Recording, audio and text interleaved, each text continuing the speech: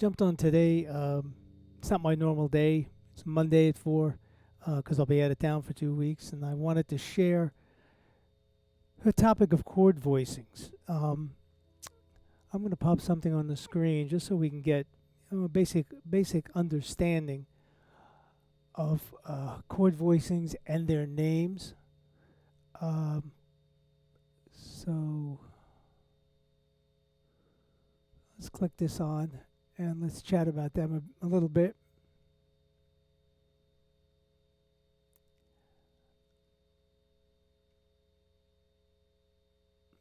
If you look on top here, hey Clive, how are you, buddy?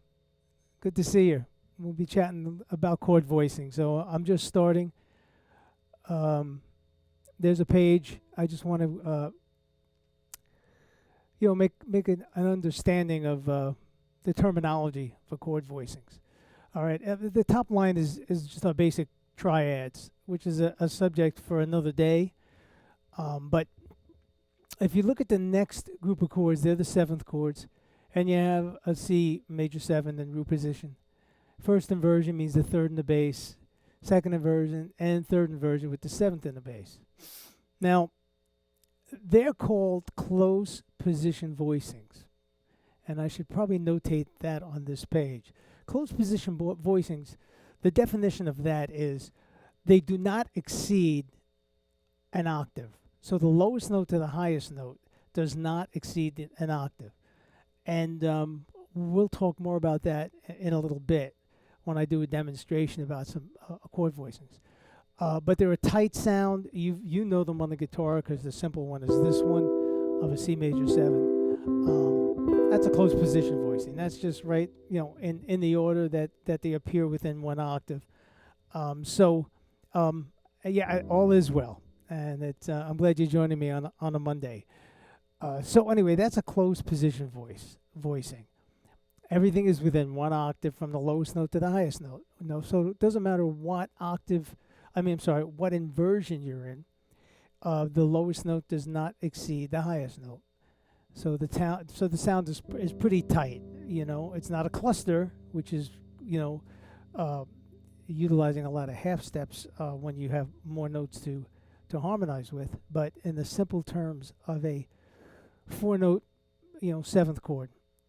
Something I don't know if folks realize it. Guitar is a transposed instrument. That means that the middle C that we see on the staff is what we in guitar music see as the third space C, which is this, and this. Okay, but so when we get into talking about chord melodies, you have to make that understanding that that you have to raise things up an octave and build the chords beneath. All right, so let's go back to this to the closed position chord voicings, which are on top. Now, Berklee terminology, and I guess it's kind of commonly known now as a type of a voicing, is called a drop 2. Now, it's kind of a convoluted definition, but let me give it to you anyway. When you're arranging, whether it's in a chord melody or a band, or a horn section, what you'll notice, what we call the melody note is usually the note on the highest pitch of the chord, the top note. Most people, non-musicians, will recognize the melody as being the highest pitch. You put it in the bass, and you may lose the listener overall, but it's so it's best to have it as the highest pitch. So I'm not saying that you can't do counterpoint, you can't move it into the middle or whatever, but for the untrained ear, the highest note is considered a melody note. So the definition of a drop 2 is as follows. You take the second note from the top, or the melody note, which is the high note, take the second note that would normally fall in rotation of building a chord. So in this case, if you look at the first one, we have an E in the melody, so the third's in the melody. And then the C would have normally been there, Okay, if you look at the closed position second inversion up top, you see the C is the second note. Well, you take that and you lower it an octave, and then you continue to build your chord. Okay, and now we have a chord that's not a closed position chord, because now the lowest note to the highest note exceeds 1 octave. All right, and so now you take that drop 2 with the third in the melody, and you do the same with the fifth in the melody and the major 7 and the third, the fifth, the seventh in the melody, and you go through your inversions. Now, the next one is called the drop 3. So, just as a drop 2, you do the same thing, but now you take the third note down. So let's see the first example. We have a G on top of a C major 7 chord. That's our melody note. The next note down is E. We place that in. The next note down would have been a C, and we lower it an octave.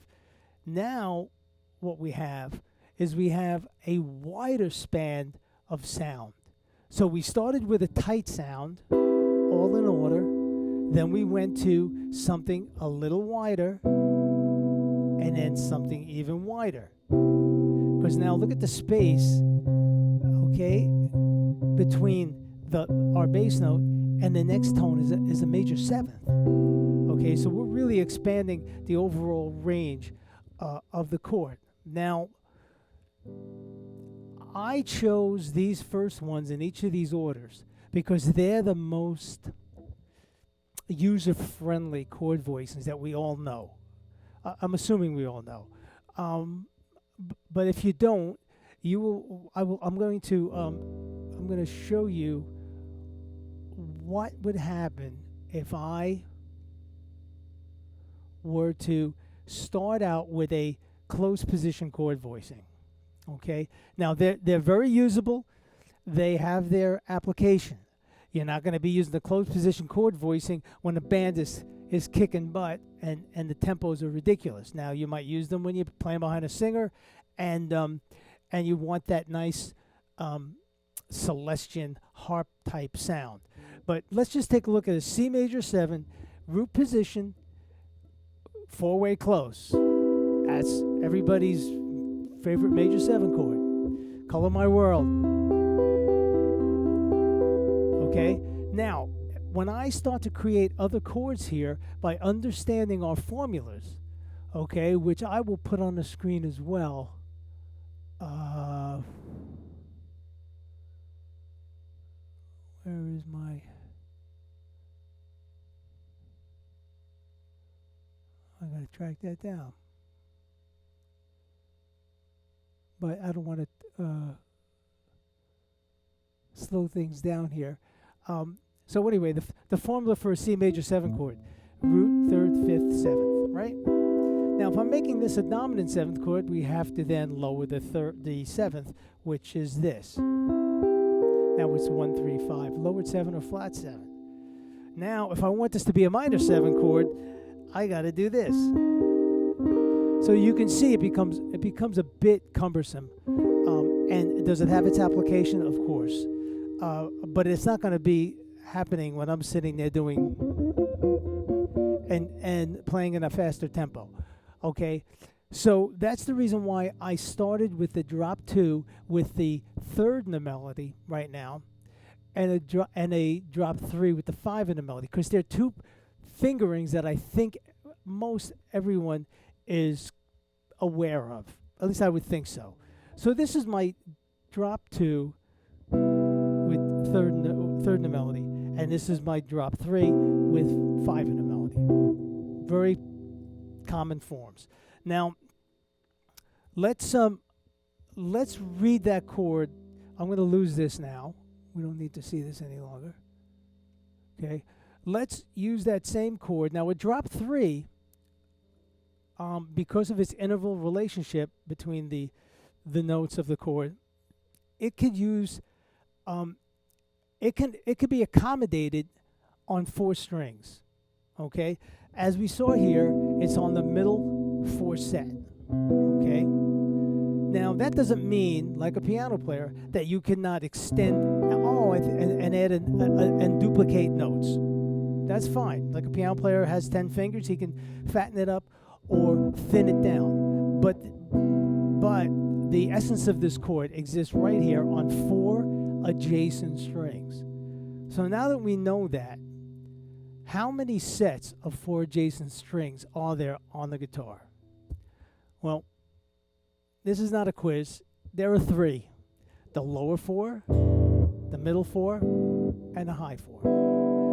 And that's all has to do with sound. High may not be geographically high, but it's high, we talk sound. Okay? So now, let's go back to our major 7 that we had. Now, if you know the notes of the chord, and this is, again, helping you visualize guitar like a piano player does, okay? It reads from the bottom up, root 5, 7, 3. So in this case, root C, 5 G, 7 B, and 3 E, okay? Now, let's find that same chord voicing on the lower set, which would give us this. And then the high set. And now you can play a major 7 in 3 locations. Okay? And it's all root 5, 7, 3. And that's what you have to be aware of. It's not a paint by number book. It's not buy this book and you'll learn 950 million chord forms. You'll never, ever, ever memorize every page of chord chemistry by Ted Green. Okay? You need to know how the chords are constructed, and then from there, it's kind of like learning how to fish. You can feed yourself, you know, the whole biblical thing. So at that point now, if we know this is C major 7, and you know that you have to flat the 7th to make it a dominant, then you do that. Same thing here. You flat it, and you got this, which we all know. And again, if you want to duplicate, you can duplicate where it's possible, but you don't have to. The essence of the chord is right there in the lower 4 strings. The same with the higher set. There's a C major 7. All right, now it's, remember, root 5, 7, 3. Get that in your ear. Get that understanding of what's there. You're looking at a C, a G, a B, and an E. Okay, now you flat the 7, and now you have a dominant 7th chord. All right, same thing. If we go back to where we started, we flatted it. We have a flat 7. How do you make a minor 7 chord? Okay, you flat the 3rd and the 7th. Well, we had the 7th already lowered. We flat the 3rd. We have a minor 7 chord. Same thing here. Same thing here. All right, so now we've covered 3 ways to play a minor 7 chord. All right, what would happen if I said play me a C7 flat 5? Well, if you know it's root 5 flat 7 3, I'm playing the C7 chord. Where's the 5? Right here, flat it. C7 flat 5. Okay, so it would be no different here. Okay, C7 flat 5. All right, so now we've covered C7 flat 5. Now, how about a minor 7 flat 5? Well, here's a minor 7, and here's the 5th, flat it. Okay, here's the minor 7, here's the 5th, flat it. Minor 7, here's the 5th, flat it. Minor 7 flat 5. Now, you have, I'm gonna post the basic chord construction, to let everybody know what is in the basic chords that you need to know. And here it is, how to build a major triad, of course, major 7, diminished chord, so on and so forth. I'm going to leave that up there for a while so you can reference it. It's the notes that come out of the given scale. And so if you were to go through that, you could sit there with those 3 forms and construct every one of these chords based on the first drop 2 voicing that we did. Now, again, I'm using this drop 2 voicing because it's the most user-friendly for right now. Okay, it's not a cumbersome voicing. Now, let's go. We've actually covered a major 7. We've covered a dominant 7th. We've covered a minor 7 flat 5 and a minor 7 chord. Well, that seems to fit the criteria for diatonic harmony, right? 1 chord, 2 chord, 3 chord, 4 chord, 5 chord, 6 chord, 7 chord, and so on. Well, so now what I would suggest is that you start to link them as chord progressions. So let's just take the key of C, okay, and let's ascend and descend, only staying on those 4 adjacent strings, and go through a diatonic system. So we have our 1 chord, C major 7, 2 chord, 3 chord, which are all minor 7 chords, 4 chord, major 7, 5 chord, dominant, 6 chord, minor 7, 7 chord, B minor 7 flat, 5 back. Okay? Now, what's the lowest fingered note on a on the 6th string? It would be an F. That would be the root of our 4 chord in the key of C. So now we have 4, F major 7, 5, G7, A minor 7, B minor 7 flat 5, C major 7, there's our 1 chord, D minor 7, E minor 7, back to F major 7, our 4 chord. Now, that's covering the lower set. We started in the middle set, went to the lower set. Now, we're going to jump and do the higher set. All right? So the lowest fingered chord here would be some kind of an E minor 7. Or we could do with D minor 7. All right? With the open note. Then E minor,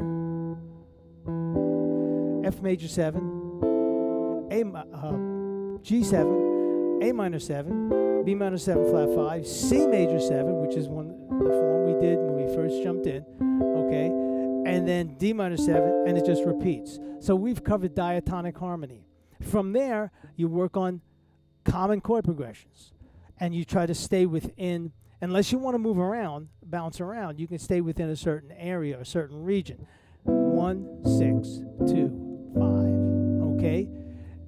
And that's just using drop 2 with the third in the melody. Again, knowing it's the third in the melody, because what if you wanted to do a song and you know the third's in the melody? Well, there's a voicing straight out. All right? Now, let's jump to the other voicing, which is a drop 3. I'm moving kind of fast here because there's a lot of stuff I want to cover. I'm going to be out of town, and you're not going to see me on here for till probably the week of July 17th. So now the drop 3, is with the 5 in the melody, and because the drop 3 has a wider range, okay, there is a string that's muted in the middle. All right. So here is our drop 3 voicing. Okay, and if you notice, it absorbs 5 strings. So you only have two opportunities here for those voicings in that configuration, because you have C, this is muted, then you have the 7th, the 3rd, and the 5th. Again, knowing what they are. You don't have to be a reader, a great music reader to figure this out. But you do need to know what those chord tones are, and not look at it as just a picture book. Okay, I put my fingers here, and because Russ drew it out and said this is a major 7 chord. You need to know the elements of what they are. Okay, so now here is my C major 7, and I'm absorbing here 5 strings. So I only have one other opportunity, and that would be root 7 3 5. And because I'm playing fingerstyle, I can pick them out independently and not have to mute. But if I was playing with a plectrum, then I'd have to mute that one note. Okay? Now you run through the same procedure. All right? So you got major 7, flat the 7, you got dominant 7th. All right? If you flat the 3rd and the 7th, you have minor 7. If you flat the 5, you have minor 7, flat 5. Okay? Same occurs here. Major 7. All right? Dominant 7. Minor 7. Minor 7, flat 5. And that covers those. So now, for all intents and purposes, you can play 5 fingerings and 5 different five configurations. 3 of the same configuration, just in different areas of chords. Any major, any minor, any minor 7 flat 5, any dominant 7 flat 5, dominant 7 sharp 5. It's common sense. There's the dominant 7th chord. Here's the 5th sharp-it.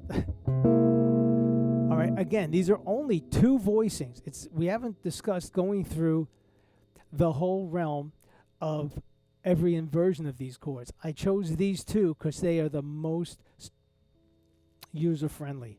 You know, it's not brain surgery. You see them used all the time. You've used them yourself. But you know, if you haven't dove in deeper to what's under every finger, you should. It's important. It's important not only, you know, I mean, it's just, you don't want to play by rote. You want to see this instrument in its entirety and every sound under, every sound and its location, and how it relates to a chord. Okay, so just briefly, we covered four-way close and what that is. We covered drop twos with the third in the melody. The melody note is the higher note, so people can distinguish it as the melody. And we discussed a version or a voicing of a drop 3. Again, you can take them through all of their inversions and you'll get all of them. Now, I found myself extracting one note of these chords, and my reason being, I wanted to comp in a little bit more of a pianistic manner. So I started taking the 5th. Remember we said the drop 3 with the third in the melody was root 5 7 3. I took the 5 out. So now what was this is now this. That note's out. When it came to the minor chord, it was this. I took this note out. So I had a little bit more space between my low note and the balance of my chord. And I kept the essence of the chord. And for the most part, the essence of the chord is the 3rd and the 7th. They tell you if the chord's major or minor, and if it's a major 7 or a dominant 7. And that doesn't mean the other notes are not valued. It's just that, they're the guide tone lines if you want to go back to things that we discussed, early on in my jumping on live here. So, what does that do? Well, now I have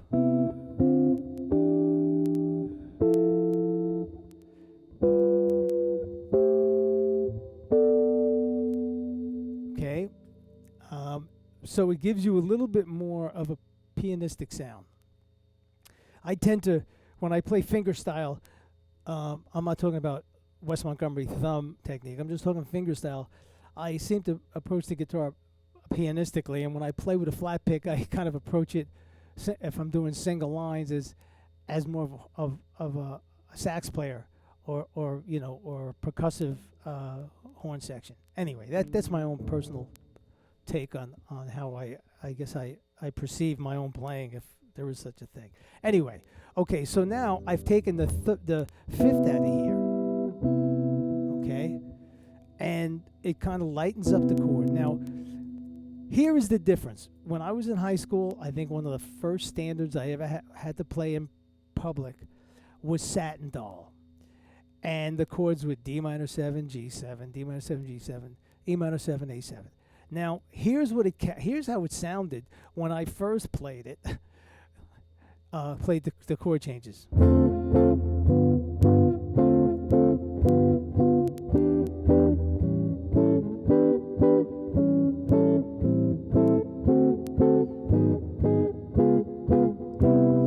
Very clunky to me. But at the time, I did the best I could. Now that I've extracted that note, here is the same progression, far subtler, and I think more musical. But here it is.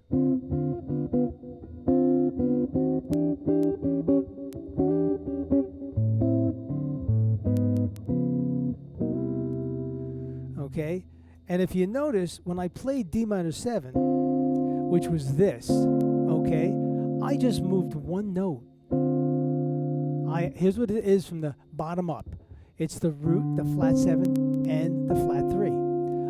This finger's doing nothing right now. I just moved the guide tone line, which is the C, down the B. I kept the D because I voice led it very pianistically. And what does that D do? It functions as the root here and the 5th of G7. You don't need to hear when I go, all right?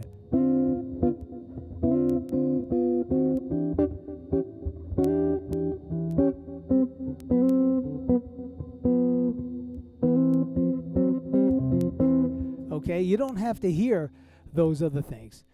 Now, I think I showed this demonstration quite a ways back. When I started wanting to get involved in being like, a backup guitar player behind singers, and I wanted to be more pianistic by having a separate bass line. I'm not talking about doing a chord solo where you have constantly moving bass line with every as you harmonize the melody. That's also in the scope of this. But trying to separate to where I'm playing bass lines as I'm comping, I noticed that if I only do this and I make it a light, I have the major 7 and the 3rd, and here's the root. Well, guitar is tuned very conveniently. If the root's here, here's the 5th. So if it's a bossa, there's root 5-1, right? Root 5th, root 5th, all right? And if you're doing with a 2-5 progression, so let's just say we're going E minor 7, A7, you could just do this, like I just demonstrated with the with Satin Doll, or you can make the bass note move.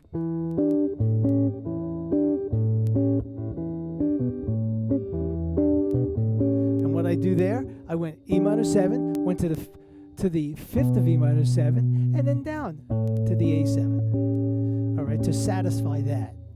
So my demonstration that I showed a while back is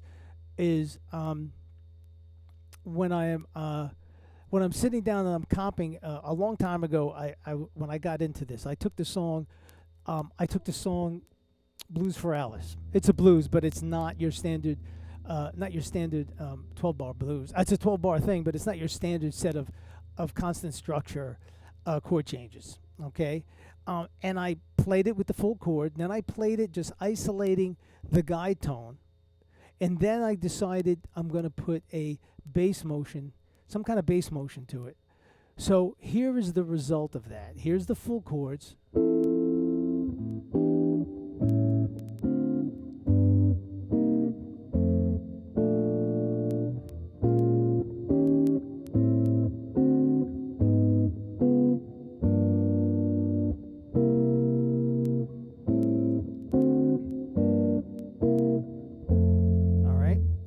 Here is just the essence of the chord.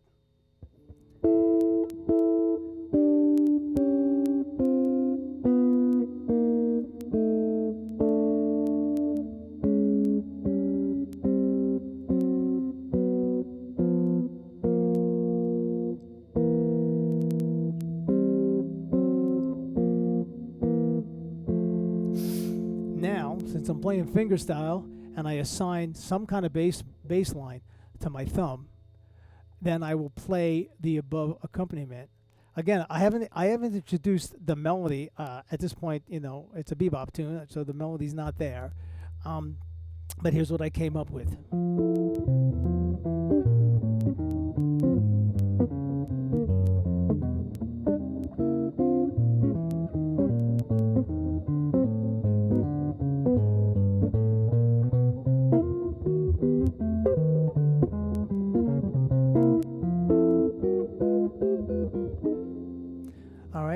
So that's where it evolves to in playing your bass line. So you have to free up a certain amount of the chord so that you can make some kind of a bass line. Now, my bass lines in that were pretty simple. I really didn't get too elaborate. So when I had a 2-5, I just went and walked it to the 5 chord. I mean, you can go.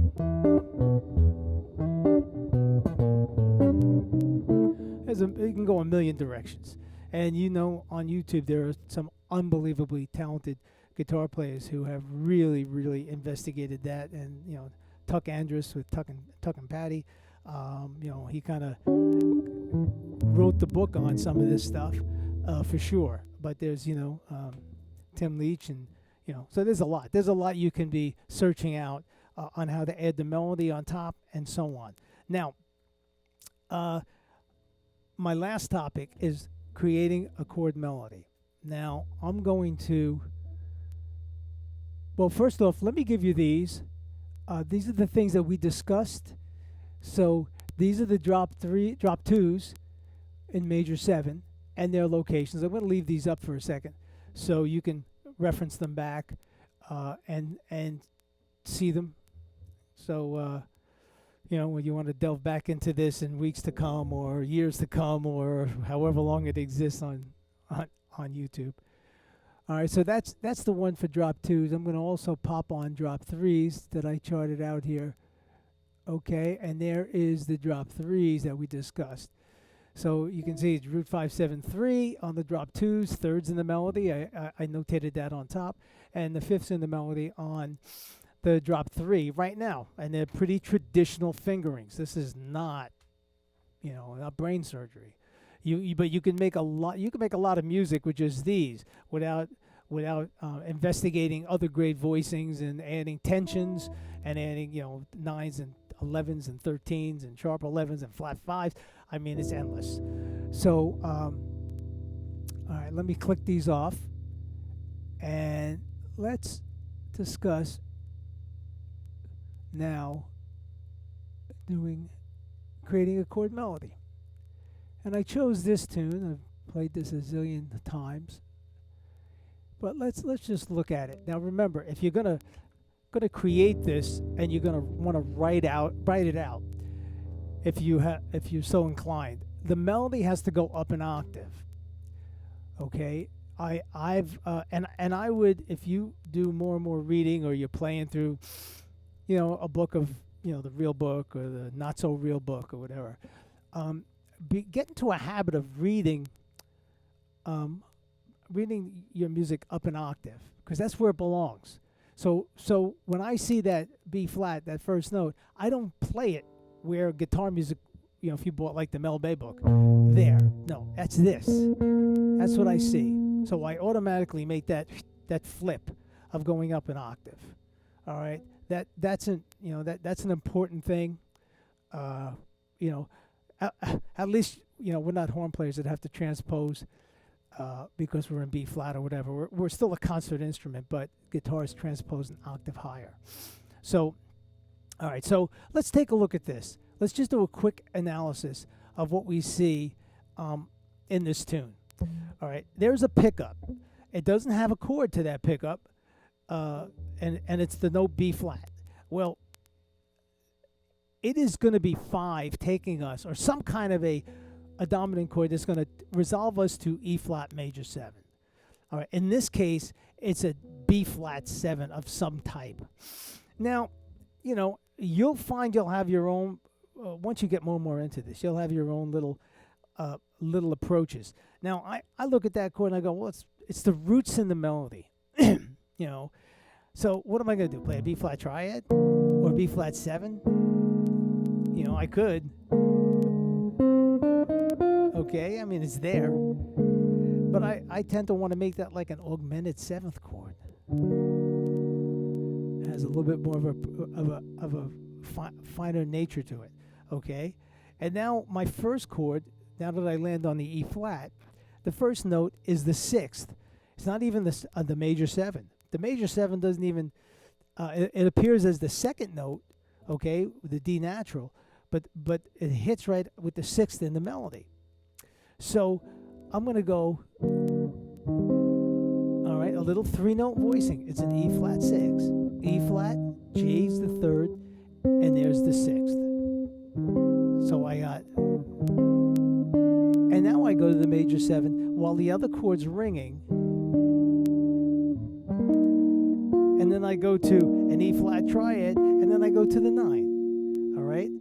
So I have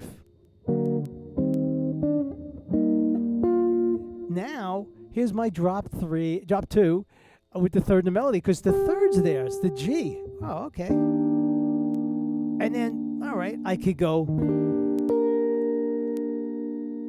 all right, to get myself the B, which is now the fifth of that chord, or I can voice it completely different as fourths. Okay, but the melody's still there. It's still on the top note. So here's what I have so far. Or, now, the next chord is an F. The next note, rather, is an F natural. It's the 9, so I can voice that chord as a 9. All right. Or I'm going to use a technique called the dominant approach. Now, up till now, we've done everything reasonably diatonic. All right. The chord says E flat major 7. We voice E flat major 7 or E flat major 6 sounds with the melody on top. All right. So, but I'm going to take that F natural, which is 9, but I'm going to make believe that it's not E flat anymore. So what is a dominant chord that takes me to E flat? All right, well, it's a B flat 7, right? 5, 1. So I'm going to voice it as some kind of a B flat 7. In this case, I'm going to make it a B flat 7 flat 9, which is also a diminished chord. And we discussed that last time, how dominants and diminished chords are the same animal, okay? And then I'll go back to the E flat when I get to the root, where you see now E flat's in the melody before you get to the F note of D minor 7 flat 5. All right? So I'm going to play it both ways. I'm going to play it not as a dominant approach, and I'm going to play it as a dominant approach. You be the judge on which you think is hipper, okay? So here it is so far. All right? Here's not dominant.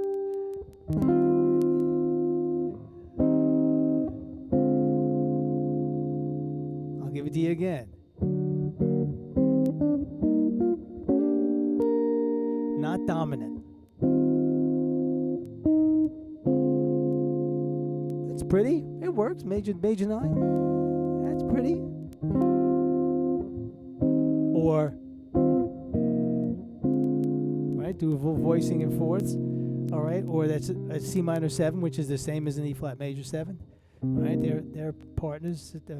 The minor 6 tonic sound.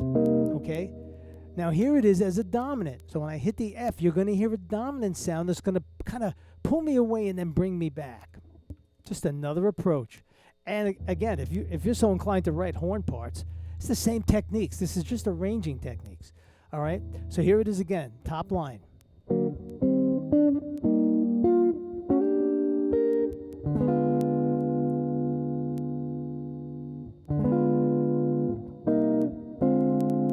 give it to you again.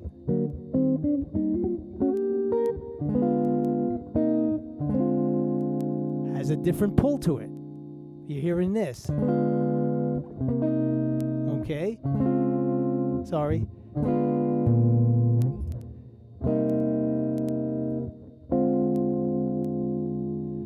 So now we have the third in the melody of a minor 7 flat 5 chord. Well, we've already been through that in our simple drop 2s with the third in the melody. So if you did your homework, it's a D minor 7 flat 5 with the third in the melody. And then if you know that we just have to move one note, the C, and it will automatically voice lead to a G7, now you have that. So the whole first line is...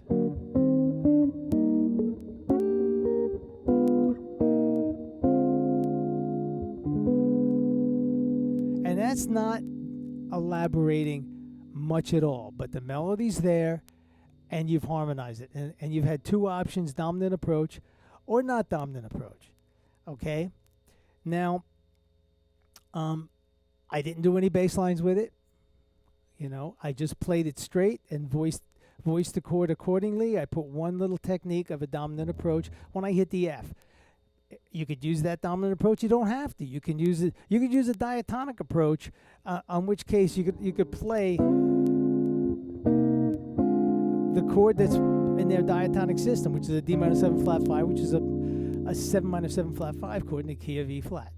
Okay, So this is how you start to create a chord melody. So my suggestion would be you take just the first line of a song, you raise it up an octave, and you try to build a chord below. You can take the voicings I showed you today, which are the two of the most basic voicings. In the background, my dog Hank is drinking water, so sorry for that interruption of a waterfall behind us. You can take those basic voicings and they'll pay a lot of dividends.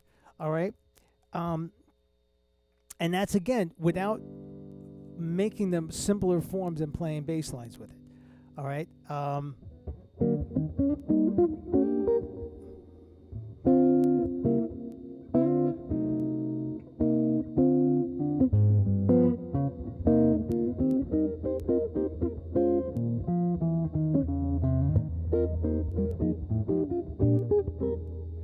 I mean, we can go all cool.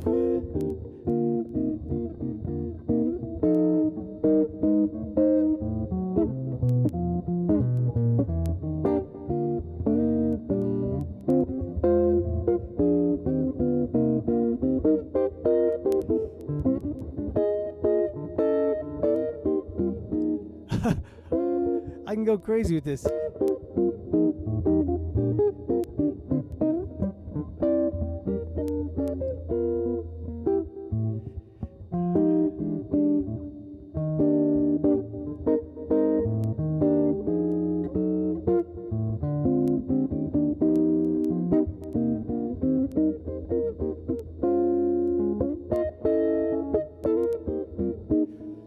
You know, I'm not doing anything that you all can't be doing.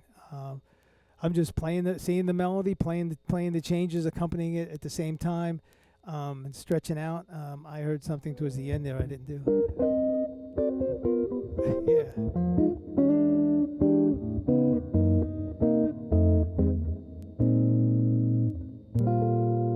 But and have fun with it. What else do I want to keep in mind here? You know, you could take a song like All the Things You Are. You could do the whole song with mostly all drop 2 third in the melody chord changes, like so.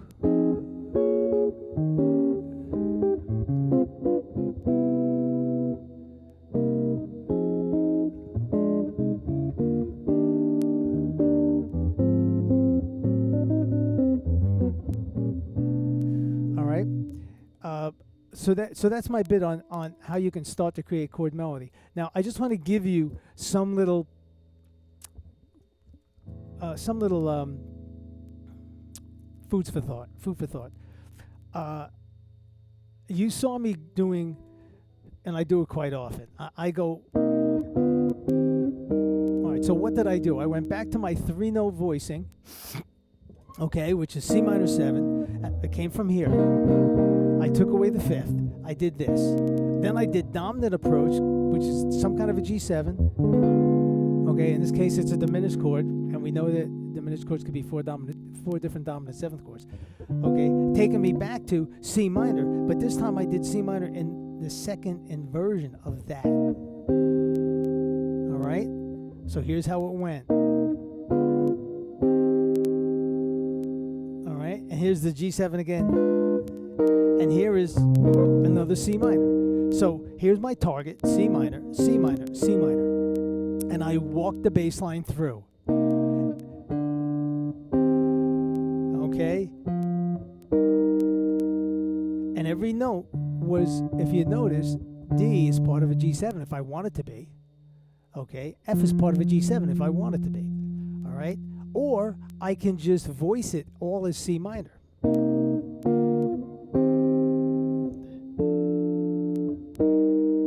It doesn't have that much of a gravitational pull to it, but it's fine, okay? But watch what happens when I play every other one is a dominant 7th chord, taking me back. It's that thing we talked about last time. We saw Wes do it. We saw, we talked about Barry Harris doing it online. I tend to keep looking up because my bigger monitor is above me. But I should be looking straight ahead into my computer. Here's what it is.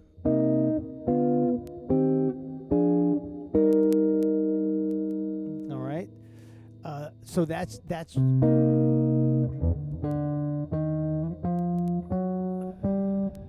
I could add more to it. Okay. I just put a few diminished chords as passing chords to get me to and fro. All right, so that's one little, compositional device or arranging device. Here's another one. You see me do this often. When I hit a dominant seventh chord, I walk up, and sometimes I go to here, which is a stretch, but you don't have to. You could do it parallel. You could do it because that's really this other C7 chord. Okay? You've seen me do this. All right, so that's combining both things. Here's A minor, and I walked it to the fifth, and then I walk up the D7. So now I have this.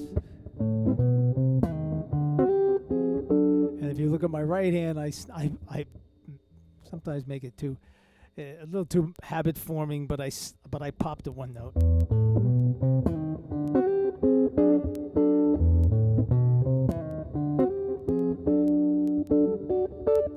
And that's D7, and it's going to take me to G.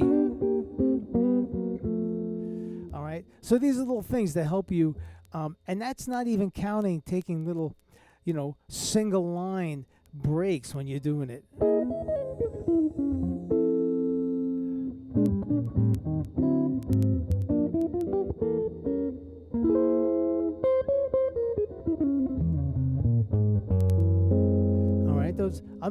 I'm just filling it in. I'm filling it in, because when it comes to playing solo guitar, you are, it's a lap piano. Okay, it's a lap piano. I only see Clive up there. I've seen different people popping in and out. Before I move on, or we call it a night or a day or whatever we want to call it, is there any questions about the stuff I laid out? I think I held everything up there long enough so that when you review the tape again, you can stop it and you can see my explanations and the things that I jotted down for you. Are we all good?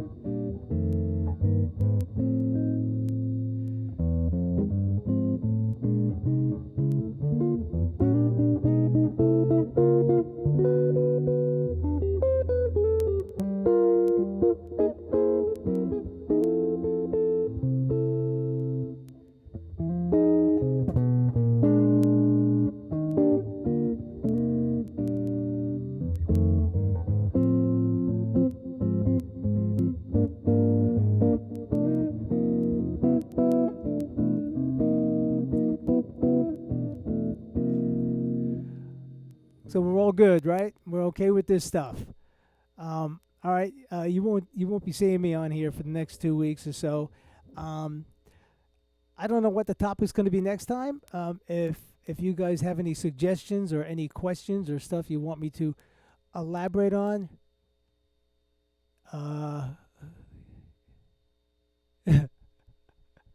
that doesn't take a lifetime. It doesn't. Just take it slow and be diligent, and don't bite off more than you could chew in the beginning. Don't get option anxiety. If you're learning on doing a chord melody, you guys heard me do this. I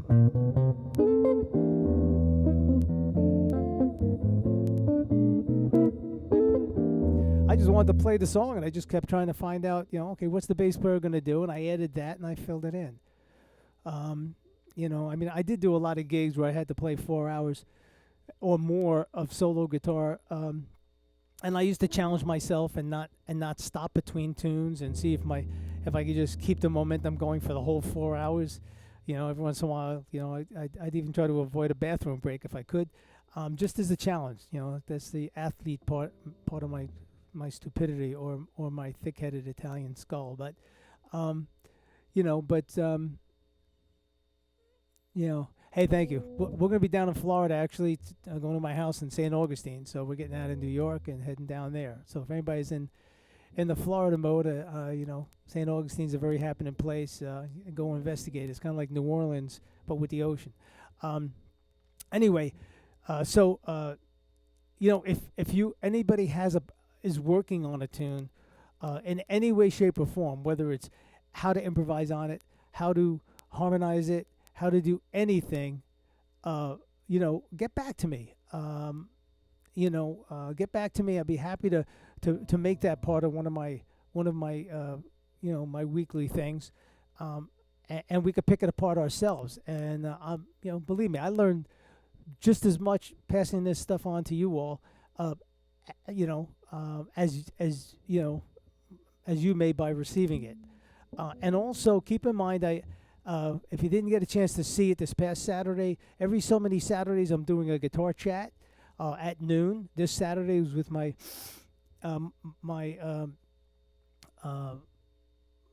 someone I call very fondly my slightly older brother, session guitar player during the heyday of the New York session thing, named John Tropez.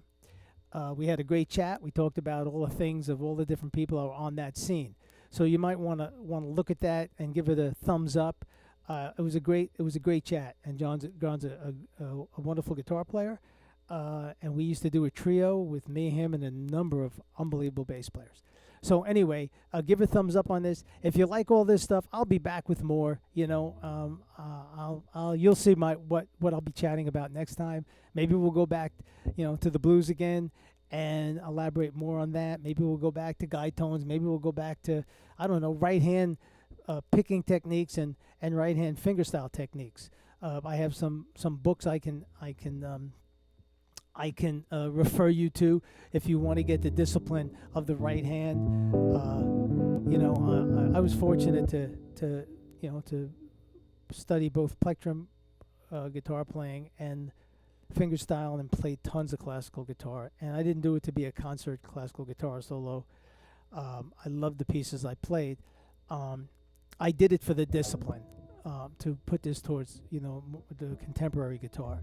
It's a great discipline to know, but there are some really good classical books that help coordinate this, get this going. We'll.